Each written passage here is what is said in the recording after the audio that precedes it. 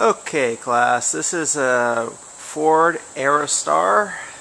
It's back in the 90s. It's a van and has a very interesting complaint. When you apply your brakes, more so when you're like pumping your brakes on and off on the road, you hear a clunking issue, and she says it's completely dangerous. So we're going to do a brake inspection first, but I want to show you real quick how you know the year. The year of the car is always going to be located right on the door jamb of the driver's side. And on this case, you'll see that it's the production date. It came out of the manufacturer 12/94. Okay, so this is a 1994 van with 140,000 miles. Very well kept, but she's worried about it being dangerous. So we're going to go ahead and do a brake inspection real quick, like I would want you to do.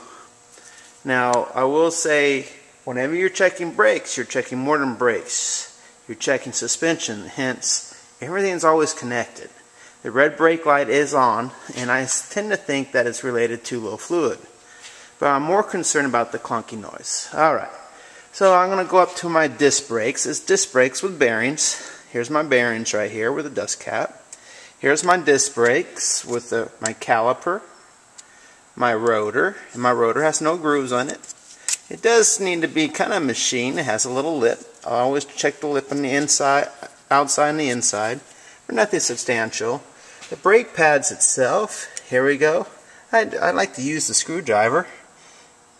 And there's plenty. Tons of pad. About 80%. Matter of fact, you look in here, 80%. Here's your rotor. Here's your pad in the front disc brakes and the caliper. Plenty of pad. Dust boot on this side, it's okay. So you could sometimes pull the dust boot back by the piston. We know it's a floating caliper because it's one piston on one side and not the other. So check your sliding pins. The one thing I do not like about this is that it has no lubrication for the slide pins on the top or the bottom. The pins are in good condition, but we should be putting white lithium grease right here in the track on both sides of the slide pins.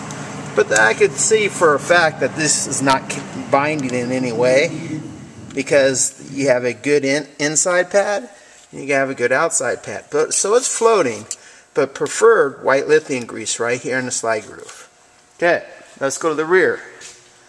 Rear drum brakes. How do I know? Here's my drum. I have shoes.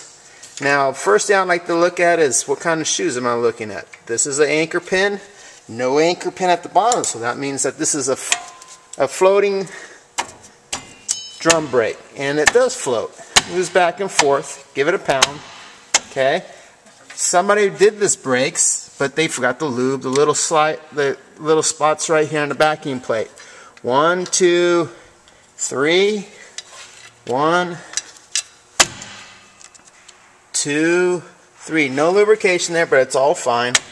Plenty of pad. Look at that shoe. Plenty of shoe here on both sides. The primary shoe has plenty of shoe all the way from the beginning to the top to the bottom. So does the rear secondary shoe. From the top all the way to the bottom. So then I go and make sure that everything is in its place. Starting with the anchor pin. Both my springs are in place here. Okay. Go to my wheel cylinder. Pistons are in. Now I peel back that boot. I need to make sure that there's no fluid inside. If there's fluid inside, maybe that's the reason why my brake light is on. So I'm going to go ahead and pull this back, and of course, no fluid. So I know my wheel cylinder is fine. Here's my self-adjuster cable right here.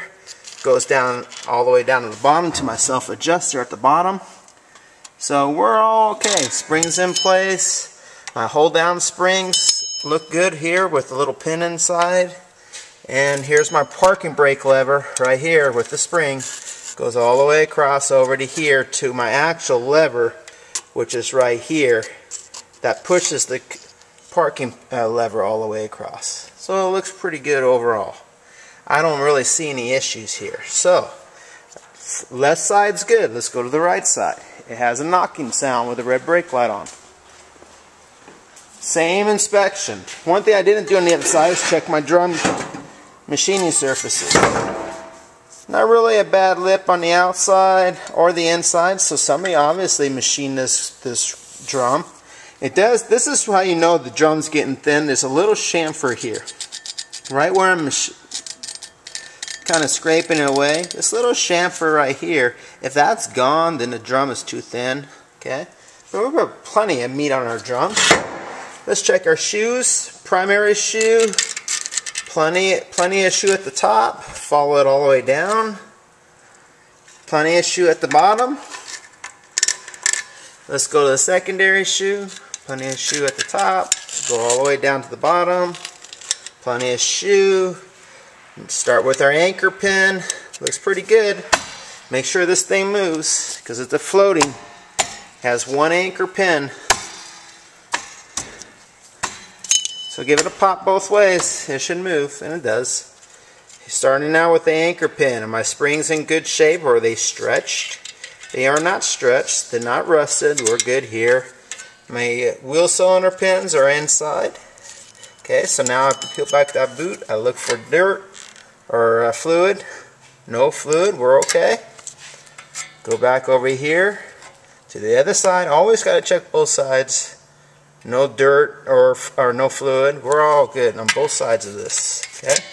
Let's finish checking our self-adjusted spring. Go down. Our cable goes down through the guide. Goes down underneath. It connects right here to this little loop, and our self-adjuster looks good. Okay. Hold down springs look good. Return springs look good. And last but least is our parking brake lever. Here's our parking brake lever right here. When you apply it, pushes this lever all the way across to this side and applies your primary shoe. And that's all in good place. Okay? Good. We're excellent. Let's go to the front now. We're on the right side of the car. Remember, passenger side. Same thing. Disc brakes in the front, drum in the rear. Here's my dust cap for my wheel bearings. Okay? And my wheel bearings are properly adjusted. I checked that with the tire off. We'll check our pads. We have plenty of pad here in the front. Okay, remember 2/32 to the rear. Plenty of pad on the outside and the inside. But look at this. Right here. See that? That's a dust boot that's completely ripped. So a dust boot's going to let dirt get inside the piston here. Matter of fact, if you look at my piston, it's starting to break. That's not a good sign. So we should probably get a new caliper here. And here's a little piece of the piston.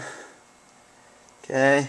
She's not losing a brake pedal, but when we replace these last pads, somebody must have pushed this piston in improperly. But the dust boot is torn, and we have a broken piston right here.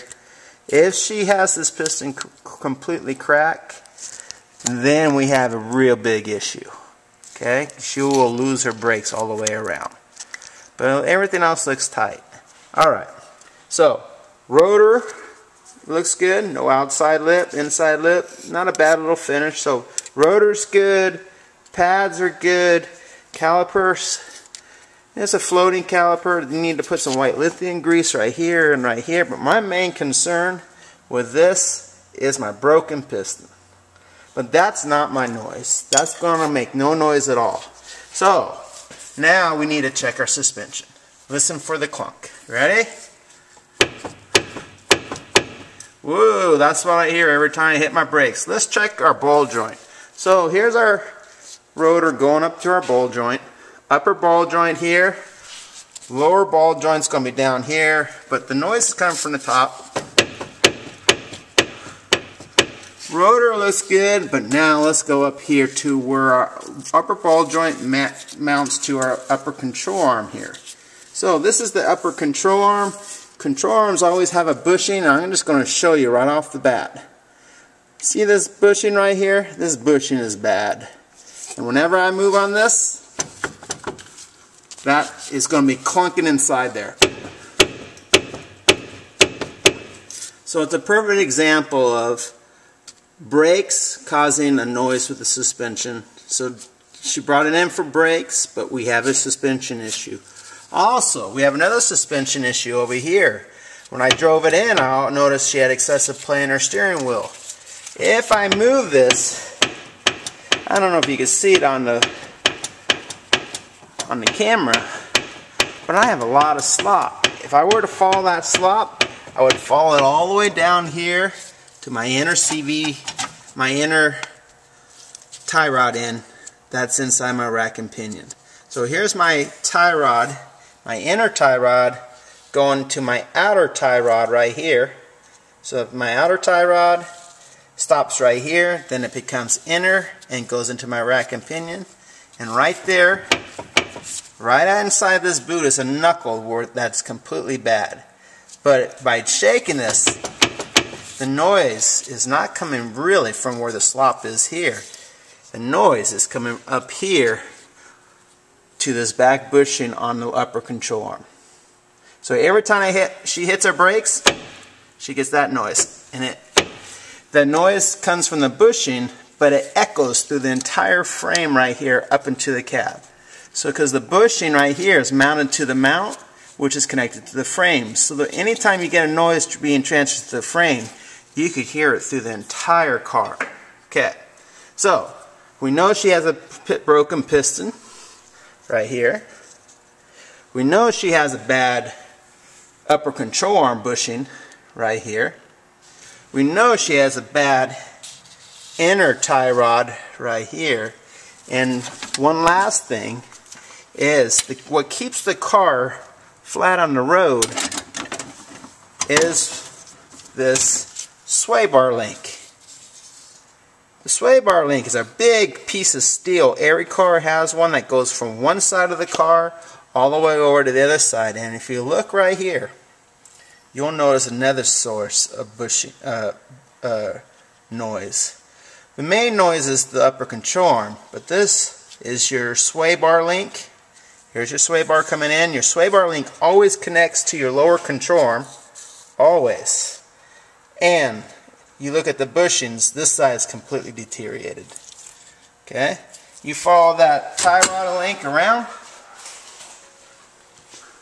the sway bar link all the way from one side of the car over to the other side of the car. It's going to mount to my lower control arm right here. And this side, bushing looks great. Okay? So, one side makes noise, but remember the frame is transferring the noise to both sides of the car. And it goes to this side, this frame. Here's my rack and pinion right here. One tie rod on the inside boot on the passenger side is bad. This side is fine. So to repair this car, we need to replace the inner tie rod right here that goes into the boot, replace the upper control arm bushing, replace the piston, and I think we're good to go. Okay? Alright, so much for my lesson. But always be aware of suspension when you're talking brakes and vice versa. And the last thing I got to check is the master fluid reservoir is probably low in fluid. Okay? If the fluid is not low, then I need to make sure that the parking brake switch is functioning properly. Alright. Thank you.